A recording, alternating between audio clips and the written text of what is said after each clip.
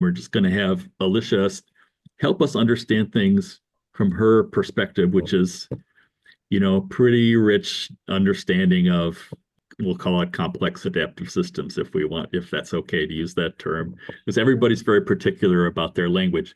And it's funny that I think of language as an emergent property, and yet people are so, they want it to be, a fixed thing. So, Alicia, how did you get involved in this field? What's your kind of origin story? Well, I've got to warn you, I usually used to tell students, don't worry about origin stories, because if you did, you wouldn't pay attention to what Nietzsche said, because he was paranoid schizophrenic. But so it's better that you just look at what they say, not who said it. But in any case, since you asked, thank you. Oh, a long time ago, I was writing my dissertation on intentional causation. Simplest example in the world. I intend to raise my arm, and my arm happens to do what the semantic content of that intention asked it to do. How does that happen? Well, the intention caused the behavior, one would normally say. And then the answer is, yeah, but what does that mean? Philosophers would tend to ask that question. And the answer is, well, this happens and then it produces this. Well, wait a minute. But in philosophy of science and in philosophy, the only kind of causes that are acceptable are what, if you've had any training in Aristotle, are called efficient causes, namely billiard ball, push-pull kind of transfer of energy. And so immediately, it's very clear that that's not the way the brain works. Yes, one neuron may spike and release an electrical signal, which has another one happen, but there are an awful lot of other things happening at the same time. And so the question is, well, then how does an intention cause behavior? In particular, how does a neuron acquire meaning? Raising my arm, not raising my leg, not standing up, raising my arm. That's what I mean by semantic content. How does that happen?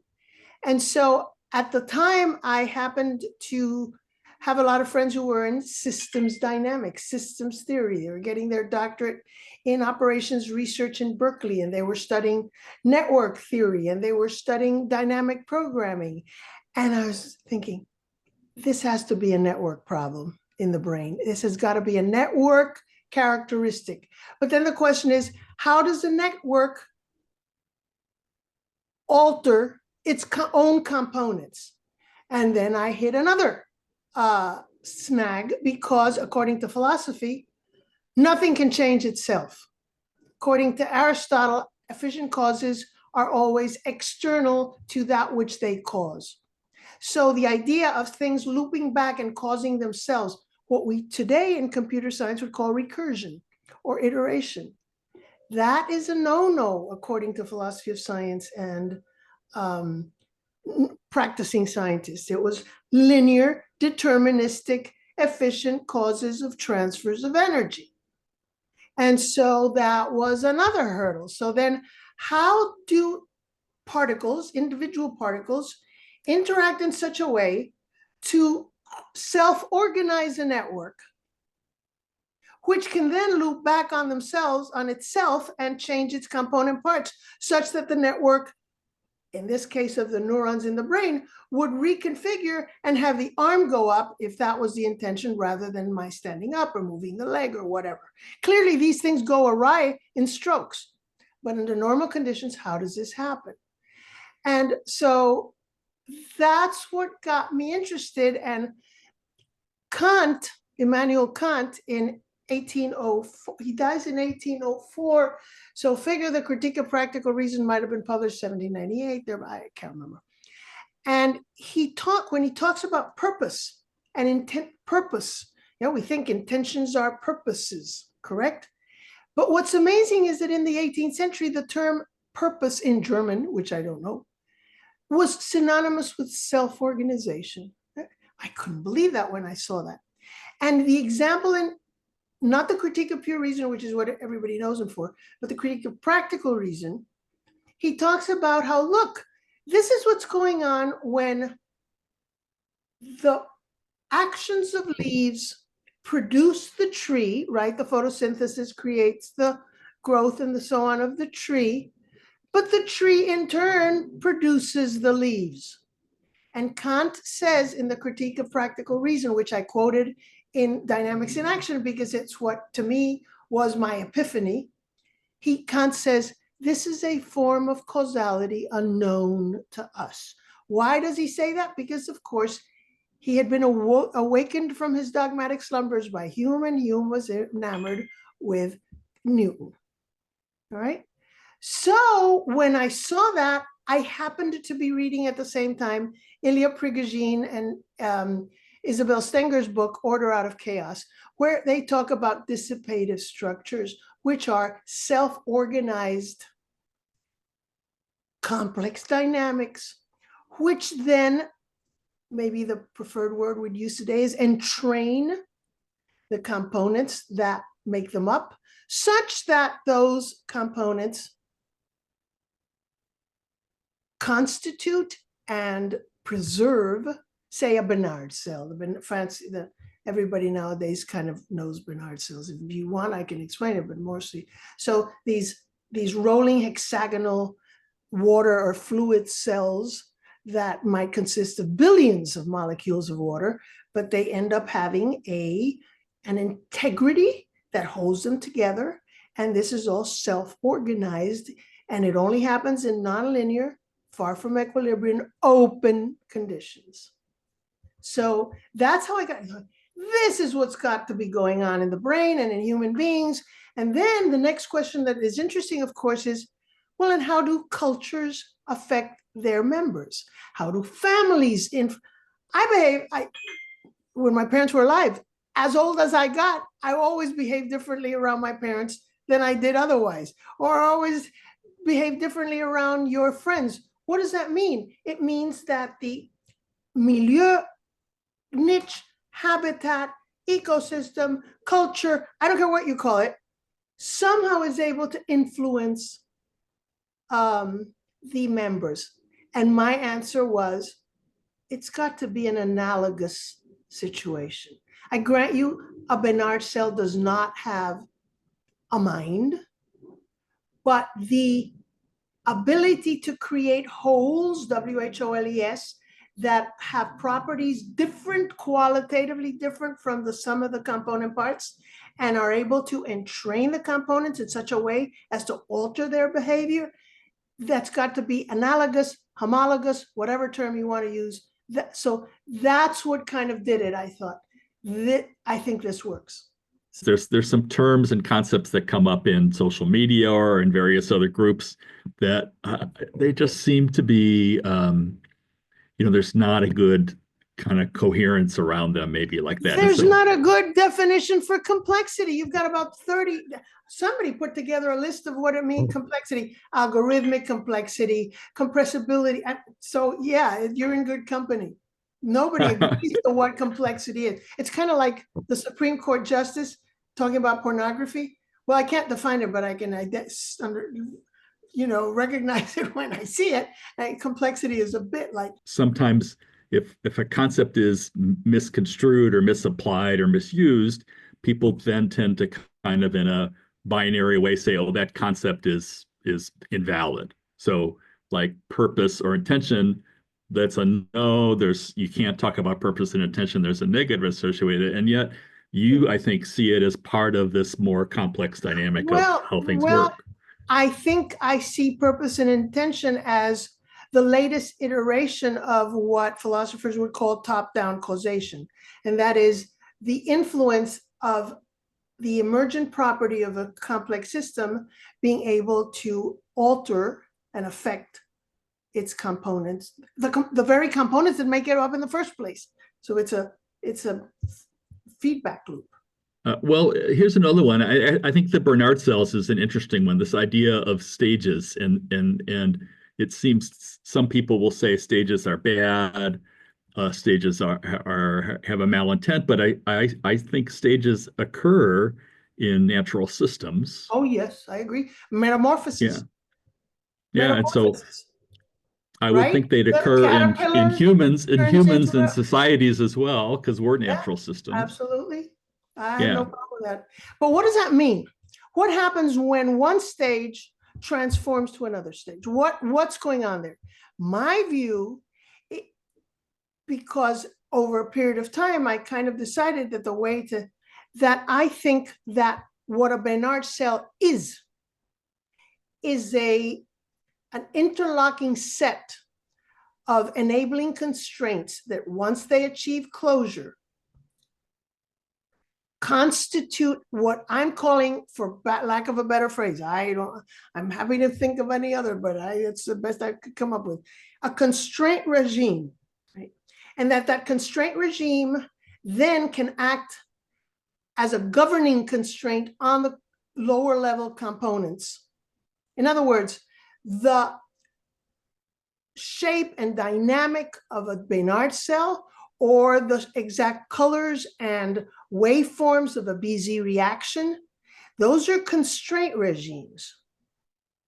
All right. And they are able to affect their components in order, in a sense, to keep themselves in business. See, that sounds very anthropomorphic, but I think you can cash that out through thermodynamics, that the energy, matter, and information flows interlock through constraints in such a way that the Bernard cell maintains its integrity.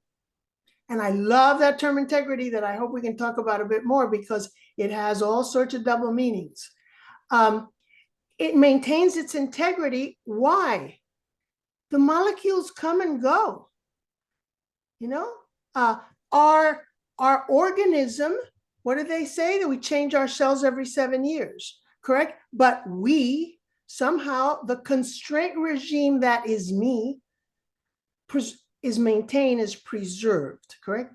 So what I think happens when there is a dramatic phase, as in a caterpillar transmogrifies, converts into a butterfly, is that you're getting a shift in the constraint regime. It's now, the constraints are now different constraints, and they interact among themselves differently. So in one case, because the genes were there from the beginning, correct? Yeah. The butterfly doesn't have any different genes than the genes that the caterpillar has. But what's happened? There has been a transformation in the enabling constraints, in the constitutive constraints, that manifests as a butterfly in the second stage versus a caterpillar in the first stage. And why that happens is probably due to influences from the environment. So it's not just that you have two levels of organization, the system and its component parts. It's the system, its component parts, and then the context in which it is embedded. And I use that term very deliberately, context embedded, not Newtonian space-time that individuals are plunked into, and the space-time doesn't affect the components. That's the way Newton thought of space and time. A container was plunked into Newtonian space-time, but the space-time, it was featureless space-time, and it didn't affect the components. I think that we now know, for example, that a cell behaves differently in a petri dish than it does in tissue. Oh, but how long did it take us to figure that one out? When most of our research, because of obvious reasons, it's easier to control and standardize and so on, was done in a petri dish. But we now understand, boy, we're missing an incredible amount when we leave out the constraints that are coming in from the embedding environment onto the cell, which in turn influences the behavior and the patterns of activity of the components of the cell, the organelles, the mitochondria, the nucleus, and so on. Yeah. So talk a little bit more about stages, and I think the Bernard cells, it's the same, it's the same molecules that are there, right? Or the same elements. Correct.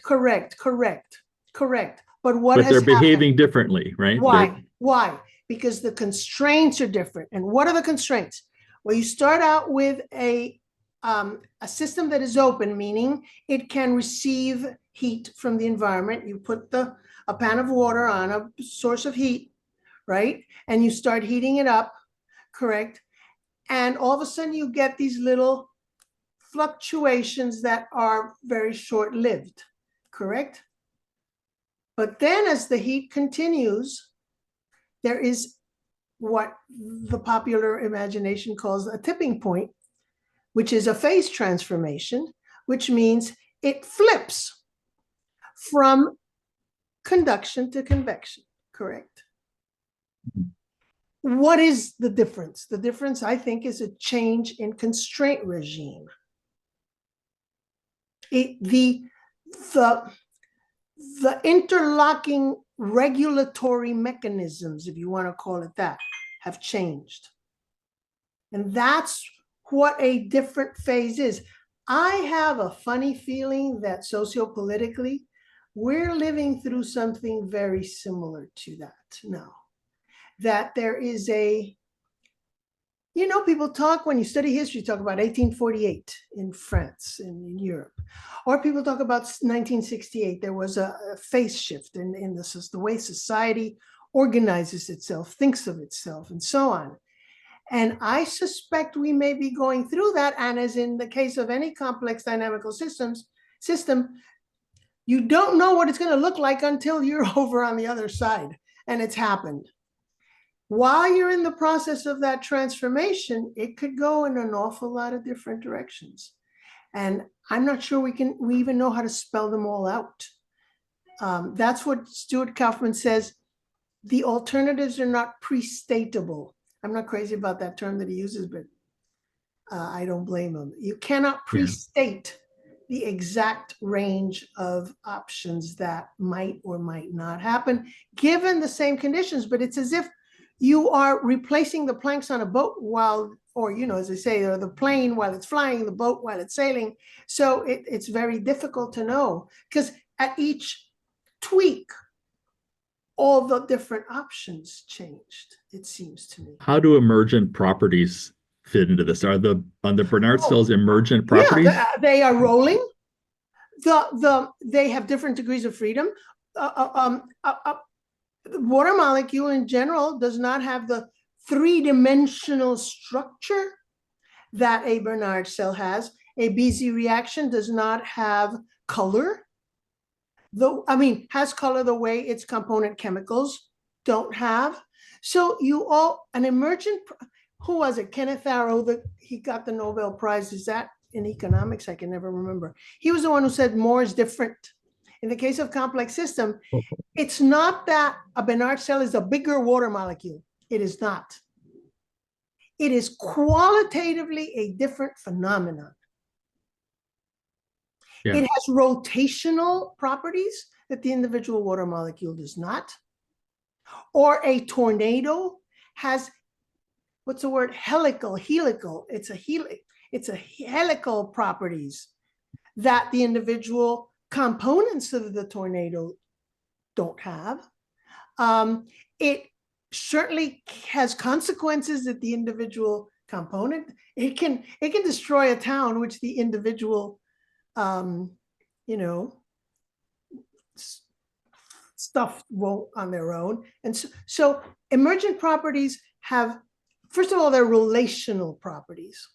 I don't think a Bernard cell is anything other than the alignment and relations of a whole bunch of molecules, which are caused to be by emergent constraints and held in place by those same constraints once they interlock and have become constitutive constraints. That's all a Bernard cell is. A Bernard cell isn't something different. See, in the 19th century, there was a whole philosophy movement called emergentism. And it was people like Bergson and, this has a long history. But the idea from somebody like Bergson was there was some external, probably spiritual force that Deus ex machina like came in and turned one thing into an emergent dynamic. So the idea was, and Polanyi thinks the same thing, Michael Polanyi, who is also one of the, and today I've been in email communication with George Ellis. And George Ellis is a cosmologist who won the Templeton Prize many decades ago. He is an astrophysicist. And I asked him, where do you think the first boundary constraints came from? Oh, those were imposed from without. He's a religious person. He believes that they were imposed from without by God. Correct. The thing about self-organizing dynamics by Ilya Prigogine that gets him the Nobel Prize is to show how the very initial foundational boundary constraints can themselves be self-organized by these constraint dynamics. An emergent property is a qualitatively different property because it's relational. Individual things by themselves cannot, for example, synchronicity is an emergent property. Synchrony, resonance. Nothing can be resonant with itself. Nothing synchronizes with itself. You have to have a whole, almost an ecosystem that then closes in on itself and becomes a synchronous dynamic, a resonant dynamic. Example I always love to give because it's so simple. Soldiers marching across a bridge are told to break rank or strep or whatever the term is before they start walking across the bridge because they can easily collapse the bridge. Or kids marching in synchrony or stomping in synchrony in a stadium, correct? It has properties that it's not that there are more kids stomping on the bleachers. It's that they are stomping in sync, meaning there's a constraint, a spatial temporal constraint that has interlocked that has produced an emergent property that can collapse the bridge. It can cause or the bleacher or whatever. So the emergent property is an actant in the system at that point. Then, once it emerges, once it emergent, but it is not another actant. It is as a constraint dynamic, a top-down, a collective. So yeah, correct. Yeah. See, when people say, "Oh, so and so is really enabling because it enabled me to do something," I don't like using the term just it lets me do something I wanted to do in the first place. To me, an enabling constraint, I'm using it very technically and very specifically to mean those constraints like feedback, like catalysts, like temporal sequence, like so and so, that when they achieve closure, enact, embody a collective dynamic that has qualitatively different properties from its components. So we started this on stages, Yes. And so if I'm following right, there's constraint regimes that and conditions like in the boiling water, gradients of heat change the way the molecules are moving, and at some point they shift, and the Bernard cells form, and you've seen the little cycles of things dancing in the thing, and then again it shifts, and you've got boiling water, and you've got steam. Correct. Is that fair? Correct. Yeah. Correct. And they're different phases. So we call them phases or stages. I'm not sure why we choose one term over another, but organizations or in human relationships or anthropomorphically, if stages can also exist, how do the, certainly stage theorists hypothesize as to what these different stages look like.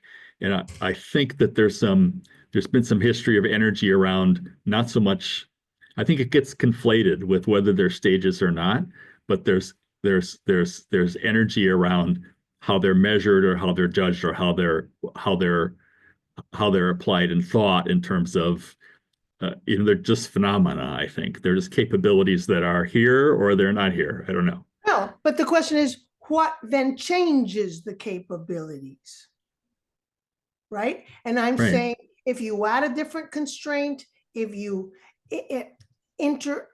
relate those constraints differently. But for example, I mean, it's very clear that puberty is a different stage from childhood. And what's going on is that at a certain age, then latent constraints appear that were not manifest before, and you have an entirely new phase shift in the development of an organism. I tend to like, I'm so sorry that recently Stan Salty passed away, because he was, if not a mentor, I could always call on him. He was a developmental biologist who wrote a very early book on hierarchical structures, which is wonderful. And he continued writing up until his 94th year. He's got wonderful work. And he would always emphasize that there's a difference between development and evolution. In a sense, the constraints of development are already there, latent, and all they need is the trigger that will make them manifest. So the acorn, given the appropriate constraints, will turn into an oak tree. It's not going to turn into a mango tree. Correct? But if you don't give it water, if you don't give it sunlight, it will not turn into an oak tree. So, but the enabling constraints have been hewn or selected by evolution for eons of millennia to develop into an oak tree. An oak tree. But that is very different from the kinds of constraints that are not built into a genetic code. Epigenetics. We don't understand how that works, but first time I heard about epigenetics, I thought, ooh, isn't this interesting? Why? Because the idea with the discovery of genes and the Darwinian synthesis was, once we map out this entire genome, correct, we will be able to predict everything there is to know about a human being, what they look like, when they will get sick, what they will get sick of. And those of us in complexity theory were going back then, nah, you know what? It's not going to work that way. Why? Because they were ignoring the contextual aspects of this process. And now we understand that context can change the activation of the genes, even if it doesn't change the gene itself. It can either activate a gene when it wasn't supposed to, or it can suppress a gene when it was supposed to be activated. And so we're now understanding that these interlocking constraints are much more complex than we ever thought they would be. So sometimes you're left with the sense that there's nothing you can do. There's no intention you can have or choice you can make that influences the system because they're so complex. And I know that that's true and not true, probably. How do you think of this? I don't think that's entirely true. But I don't think we understand how we do it. What do I mean by that? I shouldn't bring up Aristotle. I'm not that much of an Aristotelian, but Aristotle made a difference between theory and practice. Theoria, ciencia, teoria, one in Greek, one in Latin, and then phronesis, which is wisdom or practical sort of phenomena. And what was interesting was that Aristotle said that you cannot just do theory in three areas: medicine, law, what was the third one? Medicine, law, and ethics. So if you can't do theory, how do you teach medicine? How do you teach law? How do you teach ethics? And his answer was, oh, you do the theory anyway. But you know, and the only way I could teach this when I was in class was to go like this. You kind of get a feel for it. You know, how did people learn how to become cobblers, shoemakers in the Middle Ages?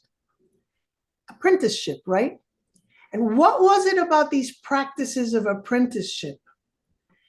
And I think the answer was, if you were the apprentice, you could notice, why did the master shoemaker now all of a sudden do this differently this time?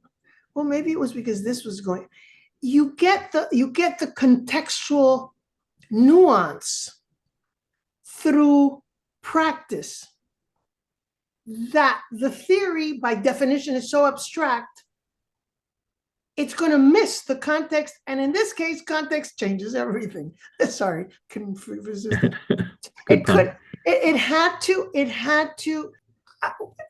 that kind of, and so, see, but what do people react nowadays? They've been so trained to think, oh, you can define it, you can predict it. If you figure out the right algorithm, you can predict it to the next generation. You're losing that context. And so what they say is, oh, that's the slippery slope to subjectivism or relativism. I think Aristotle would have said, you're nuts. Do you therefore not teach someone what you know about medicine, the principles of medicine? No, of course you don't. But if your doctor said, oh, sorry, I just went by the book, you'd be furious if something went wrong. Why? Because what you hope is that the practitioner, be it the agile coach, be it the CEO, be it whoever, has the understanding of the principles, but also has the ability to see, well, in this particular moment, we shouldn't do this. We should modify it or adapt it. And so under today's conditions, socioeconomic conditions, we're almost in turbulent waters. And what you need to do is understand how to manage turbulence or complexity or chaos. You don't try to predict, you try to see if you can, first of all, hopefully anticipate where this might be going. So imagine if you're in a well of a complex attractor. I don't know if, I keep quoting David Woods, I've never met him, but he has a wonderful book called Graceful Extensibility. And he says, look, in the normal conditions, if you're a corporate leader, you're best staying in the center of things because that's the most stable position under normal, stable conditions. But when there is turbulence, you are best positioned on the edges of that adaptive landscape so that you can maybe, keep the metaphor going here, peer over the edge and see what might be coming towards you, or appreciate how it is you got to where you got and see if you can tweak that. It's that kind of management rather than command and control. Rather than Frederick Taylor, of course I'm using the extremes here, but that was the old traditional, Frederick Taylor, 7.5 cents and all that stuff. Am I making some sense? Yeah, you are. It's fine. I can't keep on. Maybe I'm interested in complexity because I cannot keep myself on a linear. Is the idea that some things are simple, some things are complicated, and something is complex. Even it's an abstraction, it makes sense, but as a experientially or even more ontologically, isn't every context well, again, all of those? yeah, depending on if you use the word simple, complex, and complicated in sort of your average conversation with your neighbor, sure, they're all that. But if we're trying to see if we can discover real differences in those characteristics, we used to think that things that we called complex were in fact simple, but that we didn't understand them yet. So that if we tried hard enough and if we figured the economic algorithm theory equation to the 7th decimal point instead of the 3rd decimal point, we'd finally get it right and we would be able to predict how it worked. I think that what complex dynamical systems and people like Poincaré had been trying to tell us this. Newton knew damn well that the 3-body problem was in principle intractable, correct? That these are different in kind phenomenon. And so just knowing more will not change the fact that they are in principle different. So when you speak to an honest weather person who's not just being employed by a TV program, TV channel, they will tell you, look, complex weather, the weather is in principle. Now, to that said, notice that if you look back, I'm from Florida and from Cuba, so one thing we know are hurricanes. One thing you can tell over the last 20 years is how those prediction cones, those trajectory of when you compare the European hurricane models and the American models, they have pretty much converged, but they're never a linear deterministic eclipse kind of thing, where you can predict that the eclipse to the second 20,000 years from now, right? These are inherently smeared out phenomena. They are inherently relational. Why? Because they're inherently contextual. See, and the thing about the space distances in the cosmos is, by and large, you can only have to take 2 planetary bodies into account, and you're pretty much usually okay.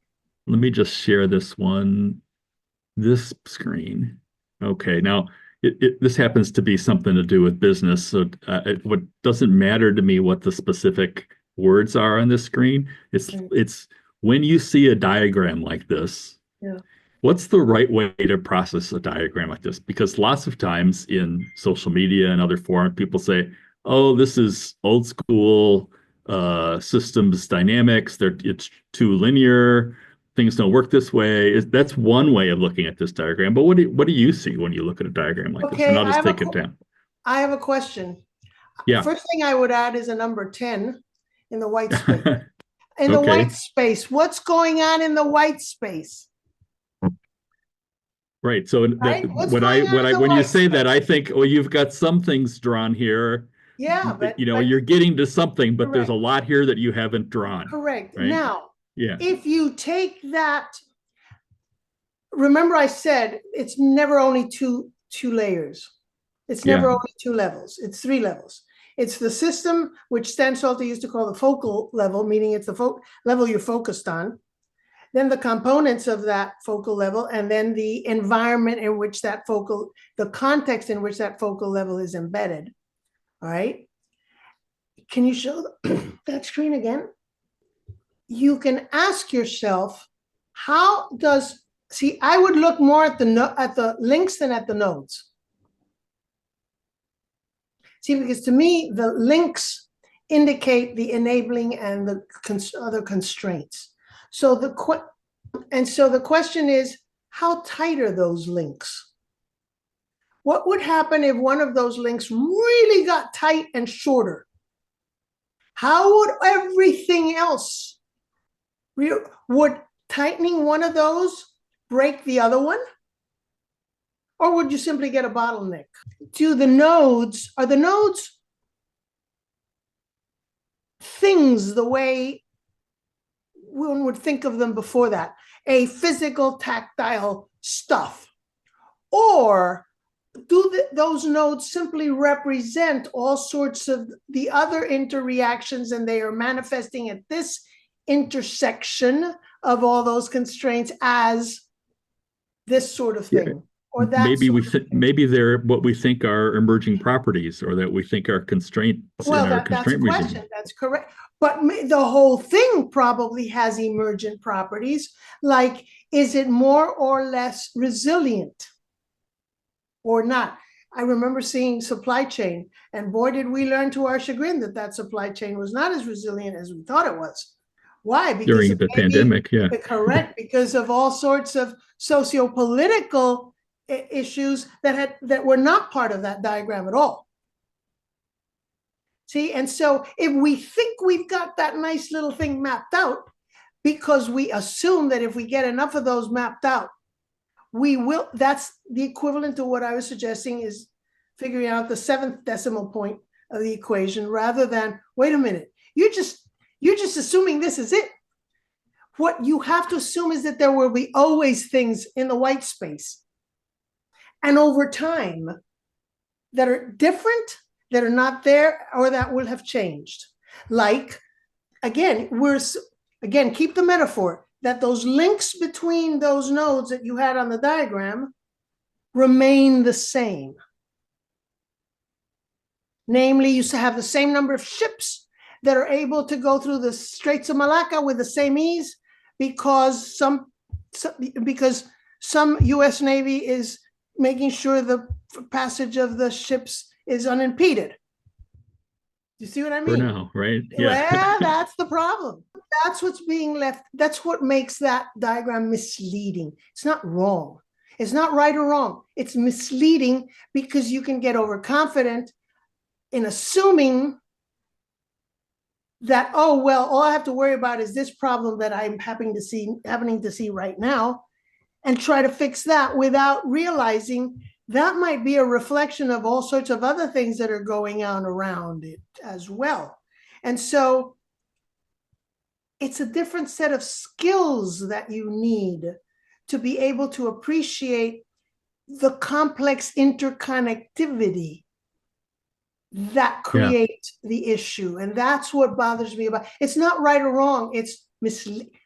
If it were right or wrong, that'd be nice. It's the fact that it's misleading and you can lull yourself into thinking, oh, if I add a couple more notes, or if I take a couple more. No, you're always going to leave things out because you never know how those links are going to change, whether they're going to be new links, whether the links are all of a sudden going to be in two directions. You know, America thought, boy, if I plant rubber plantations in Indonesia, from now till eternity, I will have the market cornered on rubber. This was the beginning of the 20th century. And then what? Who was it? DuPont. Was it DuPont? Can't remember. Somebody invented artificial rubber. Firestone. That was the end of that. Yeah. Firestone, whoever. Yeah. That was the end of that. Correct. Do you see what I mean? That's the problem. Look at what happened to Tell. So just drawing the diagrams is there's nothing wrong with it per se in itself. No, it's just people shouldn't be shaming each other for drawing diagrams. It's how you're interpreting it, and you know, it's whether you're misconstruing its relationship to reality. If you think that it's all there and you forgot the white space, for example, you think it's a fixed relationship. I hate the word paradigm, but the scientific paradigm that has been in place for the last 300 years encourages us to think in those terms, that if we are able to get the algorithm with all the ifs and thens and buts and ors and so on, meaning embodying that diagram, that then we will have a real solution. Sure, as long as nothing changes, it'll work. Yeah, I think it might be related to this theory versus practice thing, Sure.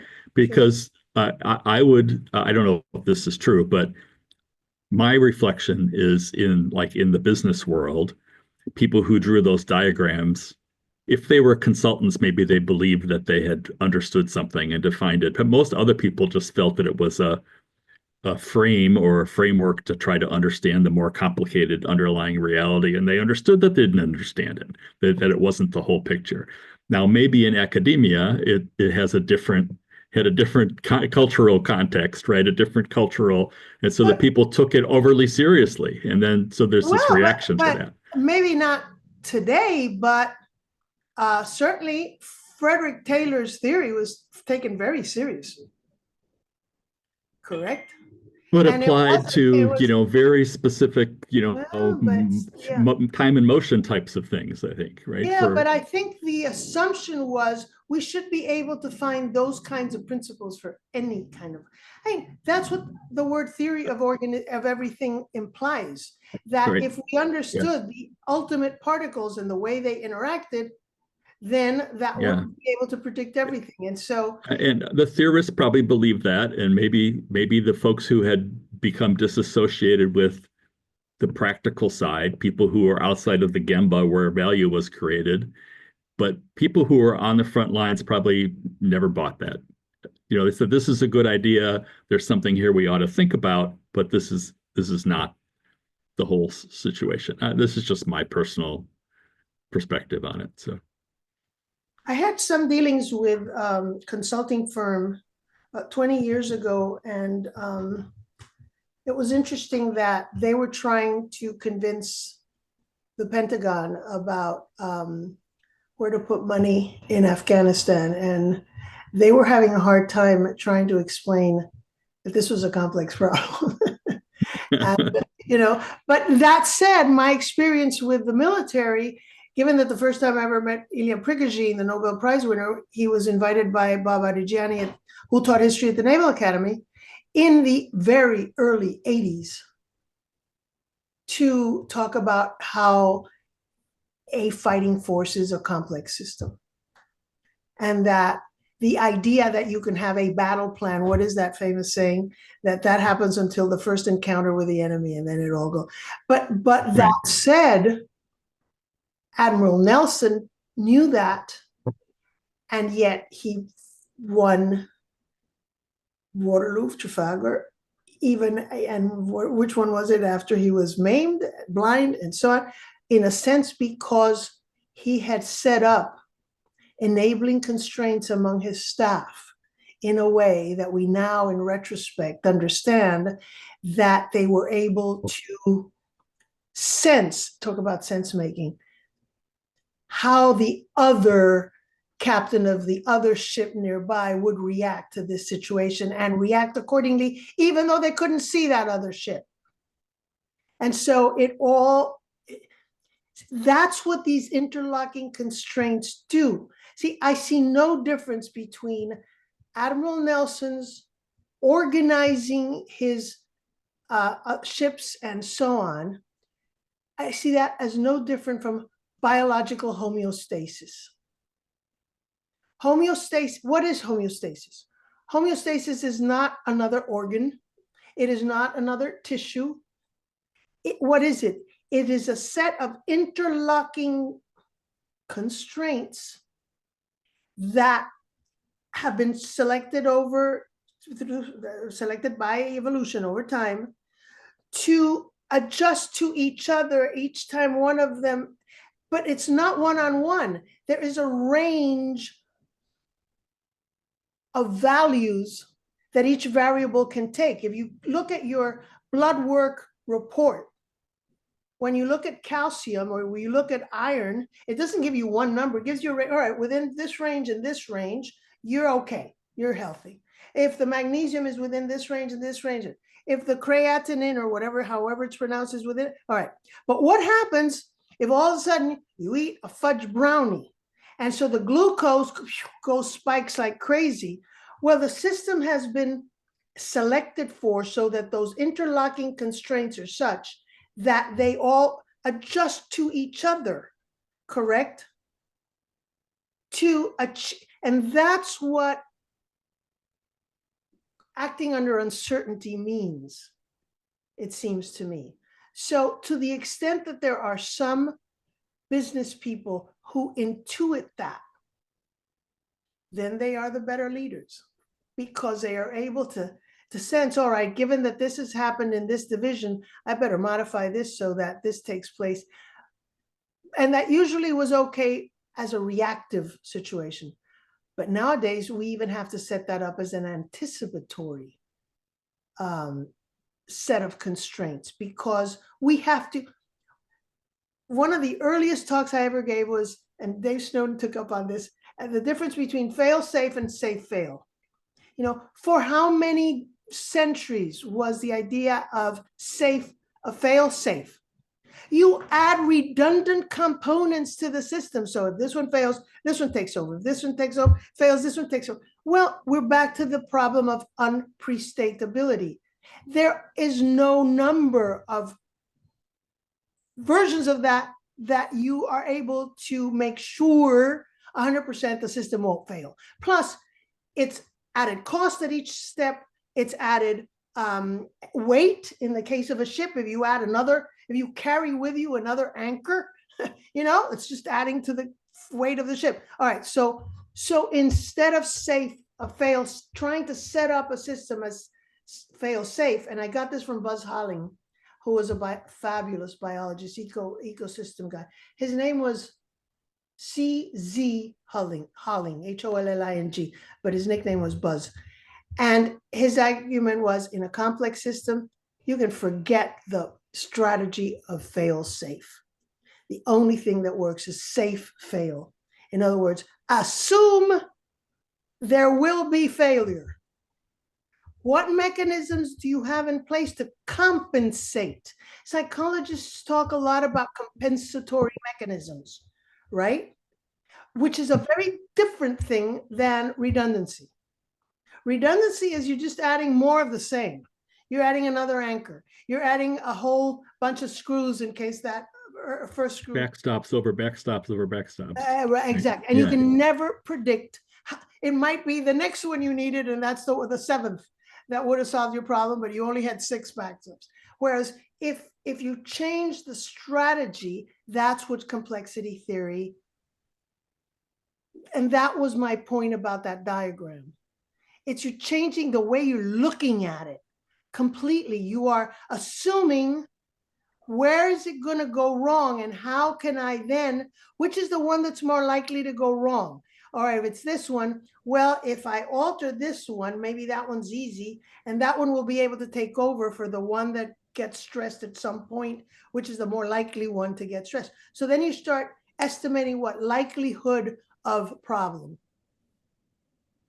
Yeah. And compensating in that stead. So that's why I think it's a qualitative distinction that has only been discovered by science, because of course, if physics didn't approve of it, then nobody was going to pay much attention in economics. And it's like coffee with Alicia. We're just sitting around shooting the breeze. Cuban coffee. And yeah. And so use the raise hand features. Well, I in my group, I ended up being the voice of doom, and I didn't particularly like the sound of that. But here's my question. Should I take all of my savings and my investments and basically put them in my mattress going forward? Is it likely that we don't have that much predictability left that I can count on having an income in 2 or 3 years, or even 2 weeks? What do you think, Alicia? And again, I think my answer would be, it depends on your age. I'm 81. Well, I'm close to that. But I think, for example, that you are more likely to be able to weather all these chaos if you have a long horizon than if you don't. So that I think, depending how many assets you have, I've asked myself that question in the last few weeks, quite frankly. Yeah, we should. No, what now? What, and the question is, who's going to get hurt most? And the answer is probably not you or me. Wow. Yeah. So I'm hedging my answers, as you can see. What are you asking a philosopher that question for? Well, what do I know?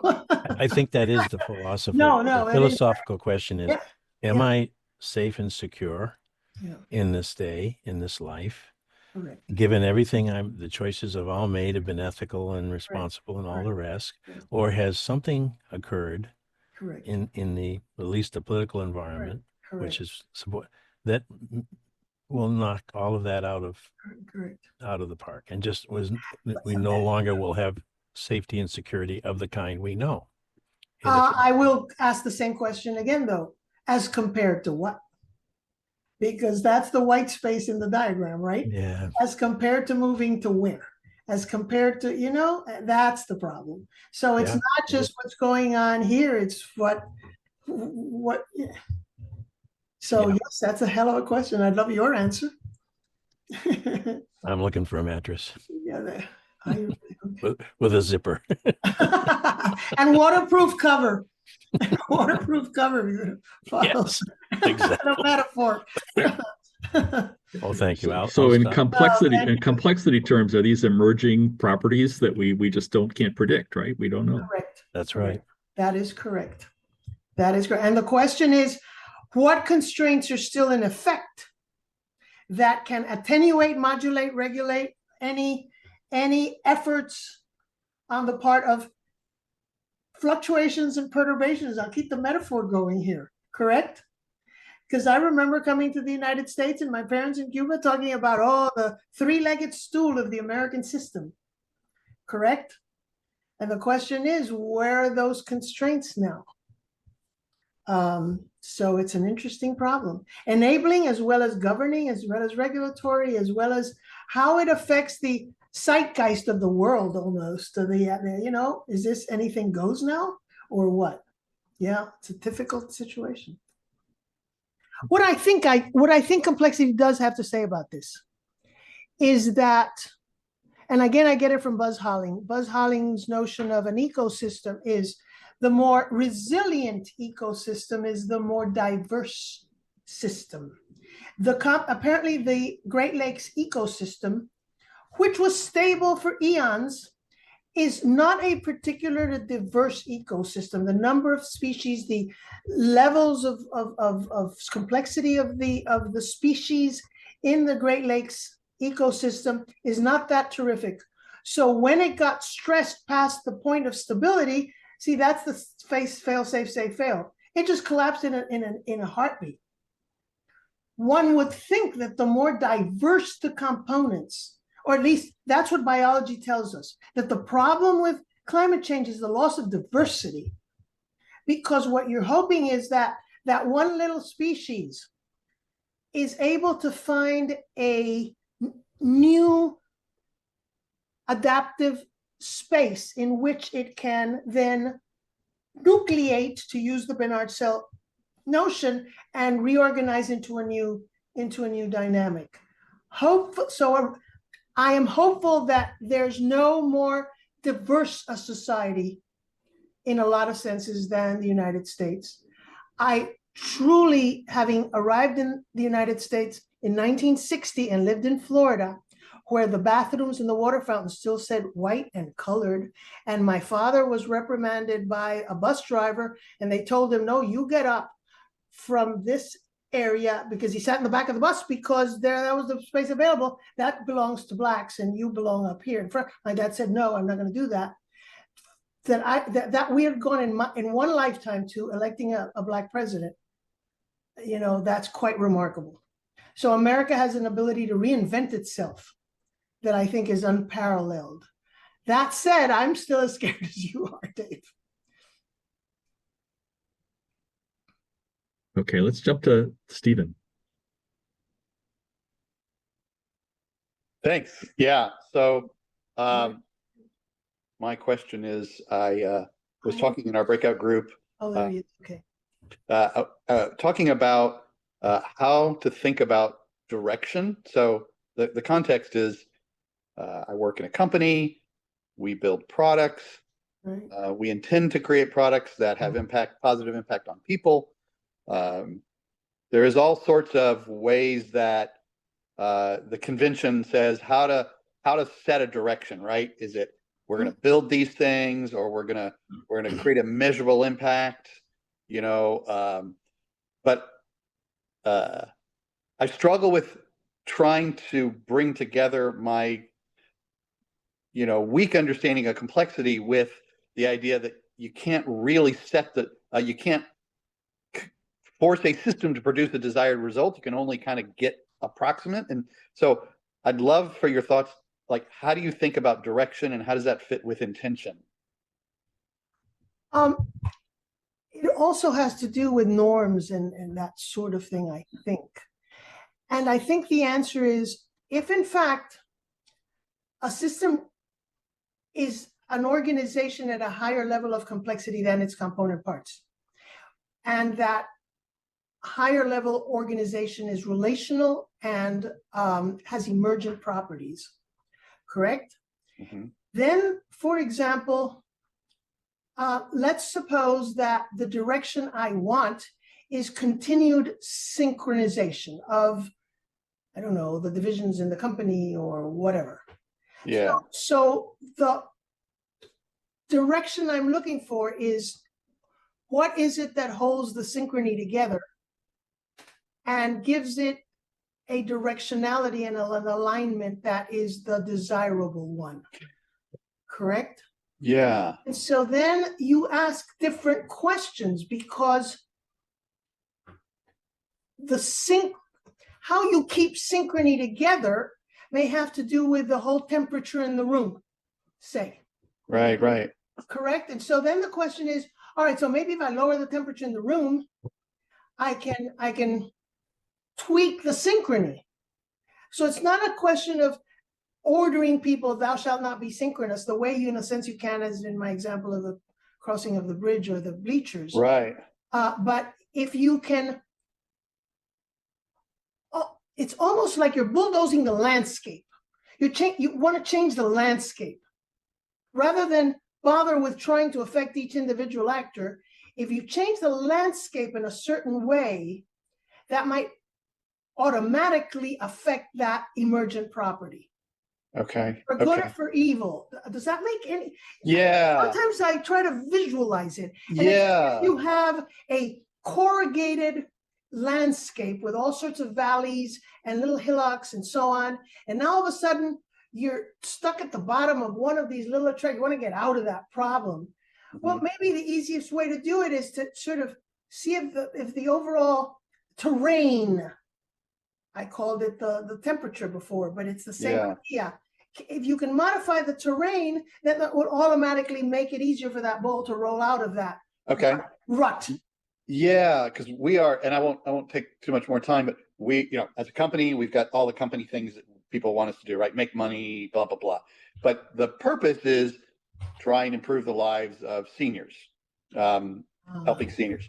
So the takeaway from what you just said that really resonated for me was think about how to be in, I'm going to play it back, it's going to be miserable, but how to be in relationship with the seniors in such a way that we can understand how we can change conditions that result in the seniors identifying, oh, I'm better off than I was before, or I'm worse off, and don't go in that direction. Is that? Yes, of course. You want to be able to understand the context, and the context means being able to understand it from their perspective. Yeah. Not from yours. So in a sense, you're trying to change the terrain where you can be a part of that. You can resonate with that context. Okay.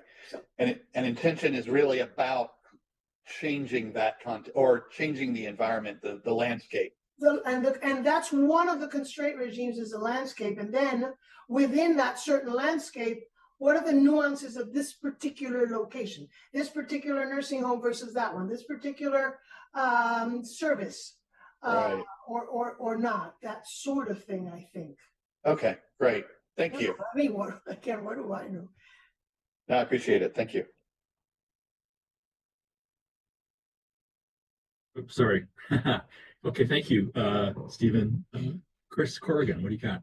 Yeah, I'm just so appreciative of your work, Alicia. So thank you. I sometimes feel like my mother hired you. Thank you. Well, thank you. I think people accuse me of like following you and Dave around and explaining things to folks, but it's so rich and helpful, and I think this latest piece around context is so clear.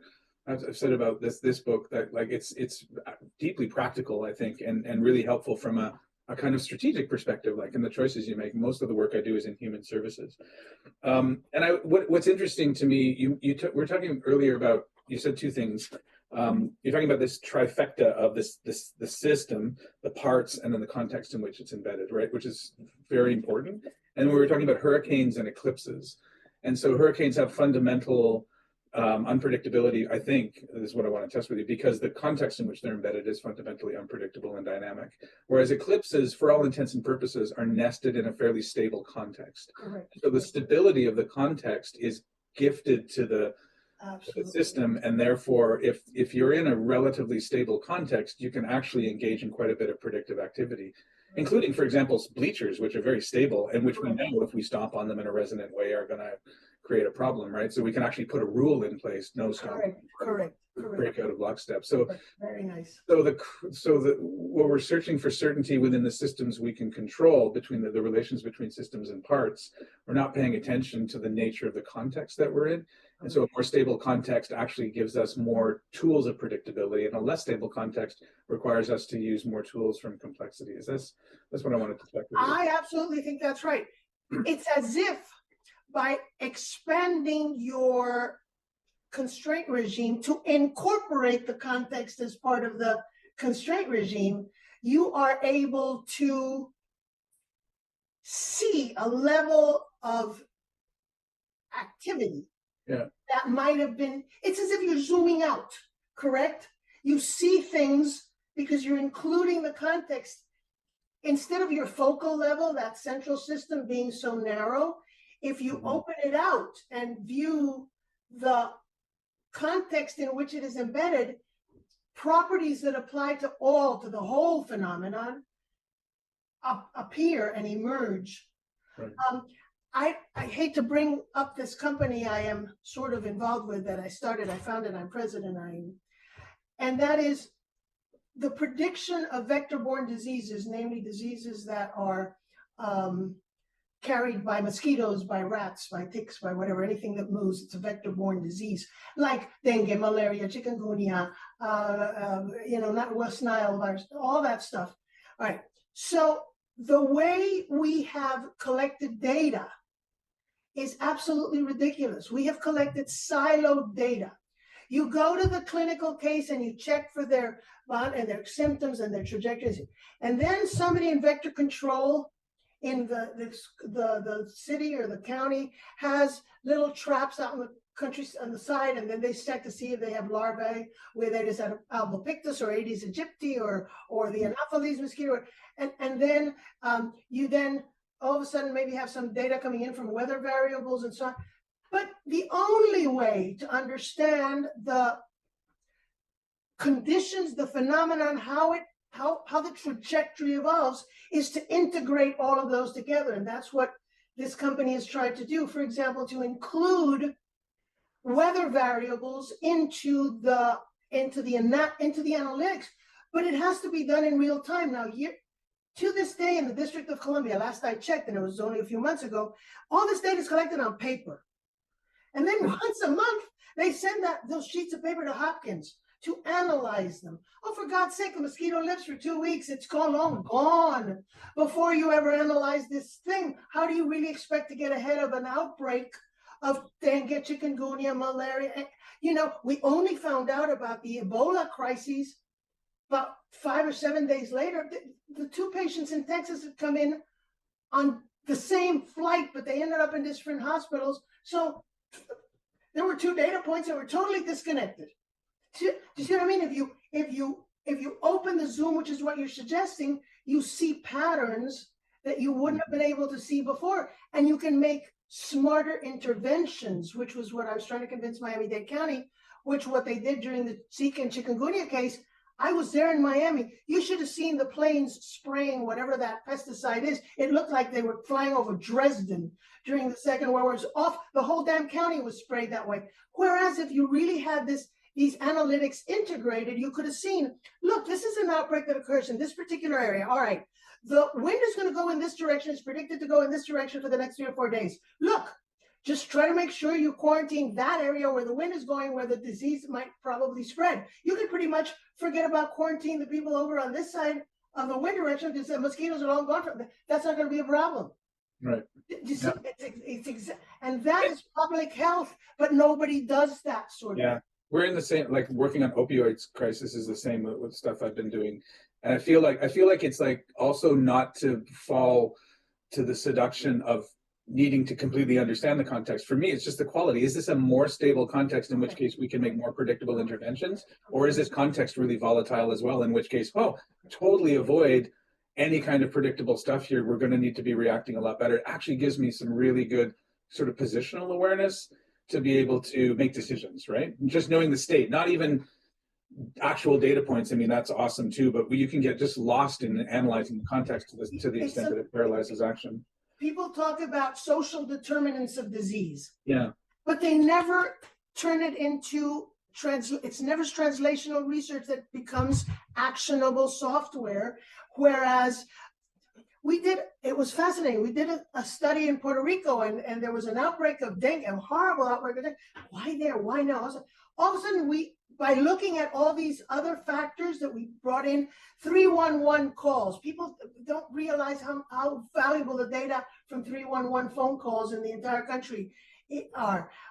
People don't realize that Bureau of Census data is an incredible trove of information that you can integrate into clinical and lab data to get a lot of information. We suddenly realized in Puerto Rico, the reason for that dengue outbreak there was that during the 2008 financial crisis, there had been a condo project that had been shut down, but nobody ever covered the unfinished swimming pool. So the place was a breeding ground of mosquitoes, and the way we figured it out was by getting all this data point together. So we had, look, this is where we have to check, and this is where we can see what the story is, and we found that. And so there's a lot you can do by opening the context, appreciating things that you might think were totally irrelevant to a disease, but all of a sudden, here it is. Yeah. Thank you. Thank you. Very interesting question. Yeah. Thank you. Randall? Yeah, hey, Alicia. Hi. I wanted to play a little bit on some of the examples you gave earlier. So the acorn tree, youth poverty, caterpillar, butterfly, and this idea, and until you brought it up, I haven't really thought about maybe constraints this way, which is this idea of latent constraints existing within the system. Correct. And then I think later you used the phrase sort of anticipatory constraints. Yeah. And I'm just worried, if we were to apply sort of these other examples to an organizational setting, which is kind of where I do my work, and helping them sort of leverage complexity to bring about transformations that they care about. How might we think about these sort of latent constraints to sort of, sitting in wait, almost to be sort of triggered to manifest in maybe a particular way that helps the organization achieve whatever it wants to achieve? I mean, it seems to me like there's a tremendous amount of unlocked potential there if we had some way of knowing maybe what those anticipatory constraints are within sort of a generic organizational setting, how to tap into them, and then Or how to set them up, even how to set them up, even better, exactly. how to set them up. Exactly.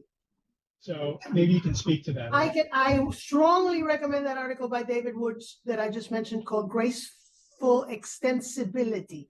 He gives an example of a hospital emergency room. And he's in a business school. He was, I don't know if he's retired. He's in the business school at Ohio State. So he's not a philosopher. He's not a complexity, but he obviously understands complexity. And the example he gives is the emergency room of any metropolitan hospital, of any city hospital, is set up to handle certain, unforeseen situations. But what happens if you have a meteorite fall next door, or you have a terrorist attack? Then it's the proverbial white swan, right? It is a different order of magnitude of a problem. How can you anticipatorily, is that an adverb? Anticipatorily set up enabling constraints that will enable you to handle a crisis like that. And he says, and he has a case study in that paper, which I think is fabulous, that they set up links with other departments such that in an emergency situation, they could automatically borrow resources from that other department, which ordinarily would have taken a requisition. Hey, can you pass over more scalpels, or I don't know, more beds, or more more trauma nurses? Do you follow what I'm saying? And so that you could quickly, automatically call in those resources, be they personnel, be they equipment, that they could automatically have in place a modified protocol on how to deal with the problem. Do you follow what I'm saying? Without hiring new people for the emergency room, because of course you don't want to hire new personnel. They're sitting there 75% of the time or 95% of the time until a crisis really hits. But you want to have the adaptive space capacity. That's what I mean by enabling constraints. You are setting up linkages. You know, the person in pediatrics will know what is comparable in the emergency room that they can quickly be slotted into, and they can take over and be up and running immediately to help provide service, medical service in a situations like that. And so in a sense, what Wood suggests is these kinds of enabling constraints expand your adaptive capacity. Put it differently, expands or broadens your space of maneuverability. It gives you more room to maneuver that you wouldn't have if those enabling constraints wouldn't be set up ahead of time. And those are anticipatory, it would seem to me. And the sequence in which this happens, it has to be very interesting. You probably have level 1 level of emergency, or level, sort of, it's almost like a triage across the hospital, right? But for personnel and for resources, which lets you handle the problem better. And I love that example because it makes an awful lot of sense to me, in that it probably can be applied in a lot of different kinds of industries or sectors. It would seem to me that you could borrow people from another area and resources. Thank you. And very quick question I wanted to ask you for a long time. Do you view constitutive constraints as a precursor to governing constraints? I think of them as the same thing. They're just playing different roles. A constitutive constraint keeps the thing together, and it's the defining set of constraints that defines that system as that system and not something else. But when it comes to the organization, the collective, to use Tom's word, the collective organization, how it regulates, modulates its component parts, then it's acting as a governing constraint. And the way I think of that is a whole bunch of pendulums mounted on a shelf that they all of a sudden start to swing in sync, right? Well, in a sense, it's that constitutive constraint that defines the swinging collective. But insofar as governing, it's that each one is adjusting imperceptibly to the moving of the other one. And so as such, they're acting as governing constraints. I think I've come to the conclusion that they're sort of the same thing, but they're being viewed as from a different perspective. One is, what is it that identifies the system as that system? That's the constitutive constraint. And then how does it keep itself in integrity? Right. And the reason I started saying I like that term integrity is because those of you who know strength and materials, I don't know anything about mechanical and engineering, but strength and material, at some point a plastic loses its integrity, right? It doesn't hold together. Is that correct? There's something about a material that stops holding its integrity together as a material. Well, in a sense, I think constraint regimes are that.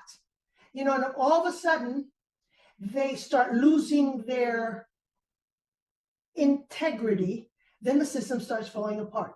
Or if they are faced by an external perturbation that they were not selected or designed to accommodate, then that external perturbation can make it lose its integrity as well. So I like the term integrity because it gives you a sense of the center holds and how it keeps itself together. So yeah, I think of them as the same. Thank you. Okay, excellent. Yulia. Yulia, thank you. Hi, Alicia. Yulia, good to, hi. Think of you very often. Yeah, me too, actually, because the more we're looking and we're going further and further to governing constraints and changing the governing constraints, specifically when we were discussing how one of the previous speakers was scared about the choices of his country, and now you said compare it to whom? So I really felt that, compared to other countries which depend on the choices might be very different. But I want to ask another thing. I want to ask you then about lessons. Yeah, so, I'm teaching in the business school, so I need to understand what do we need to teach so that we could make use of extremely complex situations and those situations which we're holding through. So we're now holding 1,000 of days against the second best army in the world. So we were trying to understand what could be the lessons learned so that we could distill them and pass out to those who will be having the same kind of context change and other governing constraints coming to their doors as well. And we actually published this article where we're trying to formulate what could be the outcomes that were made it possible within the new constraints, within the new context change, still to be able to hold and to withstand. And I didn't even think that this kind of knowledge will be needed so quickly in Georgia. Yeah, because when you were talking, I actually wrote this comment here. What's happening now in Georgia is also a change of constraints. But each of the protesters to Russian regime keeps the integrity to withstand, just like our Ukrainian Maidans. So basically, when you were speaking, I looked up what we were thinking about those lessons that we could, as if it is a business school. Yeah, you always learn from a extreme case something that worked out so that you could probably see what to do. And there were such things that I think what you mentioned about the emergent properties, something like resilience is an emergent property, right? Yes, absolutely. Like when you are trying to understand how to work out in a situation which is changing every second, you're basically having this adaptability in action, like almost not necessarily reactive, but as you said, foreseeable. So what can you foresee? Just like putting on the windows the paper ribbons. Yeah, the windows do not ration you. That's right. Correct. Yeah, and for example, such things as leadership beyond hierarchies, volunteering, or some kind of connections which are raising through, as if the context, as you showed, this kind of context scrambles, what Tom was showing on his presentation, and you said if the nodes are being destroyed or not. So it almost looked like a, the smoothie gushy kind of situation. So if it goes through the fingers that are constraints and that are brain, so then you have this kind of extreme situation. And this is something that, for example, didn't happen in Belarus at all, because they were boiled as a frog in a milk, and they do not have this kind of constraints that smoosh them out to go to the streets. So could you give me some kind of what you are thinking on all of this from the systemic lens, from the complexity lens? Because I feel like I'm grasping your terminology, but still it is quite important to hear about it from you. I think I would need to know a lot more detail about the civil society in Ukraine, the capacity of the nodes, despite the amount of immigration, despite the number of injuries and fatalities during the war. How much of that constraint regime is still operational, and that has to change almost daily. And depending, and I would think that what the events in the rest of the world do for morale, for sauf-qui-peut, save yourself, as kind of how does that, and as you say, now you get Georgia. All of a sudden, everybody assumed the Assad regime was about as stable a constraint regime as anybody thought, and all of a sudden, the rebels take over Aleppo in 24 hours or 36 hours. So the constraint regime was not that strong. So how accurate is our perception of the strength and the the architecture of each constraint regime. It's so very different, but that's what I would be looking for. And that's the kind of thing I would be looking for. What are the nodes? What are the links that are providing these constraint regimes? Where are the threats coming out? And how can one even measure the change? It's almost like trying to figure out what's going on in the middle weight layer of an artificial neural network, right? You know that's where the action is, but it's very hard to know what's linked to what and in what strength and to what purpose, to what function. So but if we're talking about lessons, is there a chance, a dim perspective, that we can actually learn the lessons from what is helping to uphold? And if these are emerging properties, does it mean that in other countries which might go through this very, very soon and radically or unexpectedly, like, can there be a hope that they also can withstand? Yeah, and then the question then would be, how similar are the conditions? The relevantly similar conditions. I read something about what Belarus now decided it was going to stop its application for is it NATO or UU or whichever? Yeah. So how quickly they capitulated in a sense to the Russian situation. It's very, because the problem is everything's changing so quickly. It's almost the same question as, what do I counsel a 15-year-old child? What are the lessons to be learned from artificial intelligence? And the answer is, it's changing so quickly now that it's almost impossible to find a stable point that would last, what, a 4-year college career or even a classroom. Who would have thought that things would change that quickly? I'm sorry, I wish I had more advice, but the nice thing about being a philosopher, as Tom suggested, is you can hide behind the academic. You don't have to really feel responsible for people's lives and people's decisions and people's livelihood. And it's, in retrospect, we will no doubt have zillions of PhD dissertations as to what happened, how did it go wrong, where were the constraints, where are the weak points that we didn't see, where were the strong points that we didn't see. But in the midst of it, in the midst of this transitionary period, it's horribly difficult to say anything. You're just trying to keep your balance, right? I'm just gonna I say, Alicia, I hope we have PhD reports and not just TikTok videos about this. God, so, no, yes, yeah. And we just probably have time for one quick question from Basir, who's next. Rose, I'm sorry, I don't think we'll get to you today.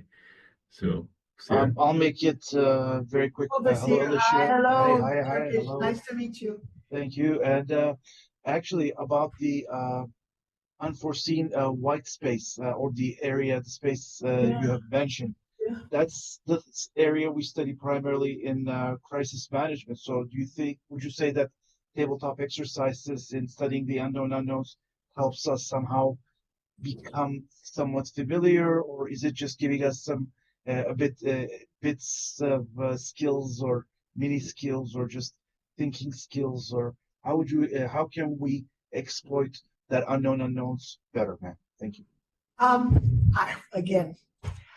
I always think that novelists are better at imagining unforeseens than either academics or people in a particular industry, because we end up, I did some work in Singapore with horizon planning and horizon scanning. And the problem was, after 9/11, everybody said, oh, all the dots were there, but nobody connected it. Yeah, why? Because we don't see the dots we don't expect.